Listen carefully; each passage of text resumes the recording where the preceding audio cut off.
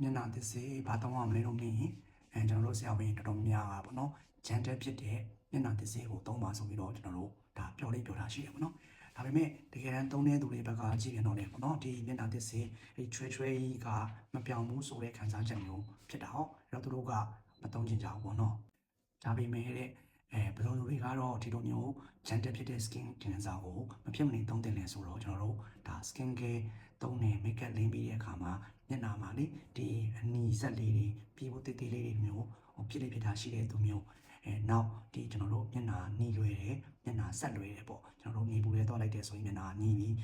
ကျွန်တော်တို့ဒီ skin care တစ်ခုသုံးလိုက်တယ်ဆိုရင်မျက်နှာကနှီးပြီးအဲ့ဒီလိုမျိုး sensitive ဖြစ်တဲ့သူမျိုးတွေဆိုရင်လည်းဒါကမျက်နှာသစ်စေအပျော့ကိုကျွန်တော်တို့ဒါမဖြစ်မနေသုံးသင့်ပါတယ်နောက်ကျွန်တော်တို့ ਨੇ အမြဲတမ်းတွေ့ထားရှိတယ်ကျွန်တော်တို့အမြဲတမ်းမျက်နှာသစ်စေအပျော့သုံးခိုင်းတဲ့အုပ်စုကတော့ဝက်ချန်လိန်စေးတွေလိန်နေတဲ့သူနဲ့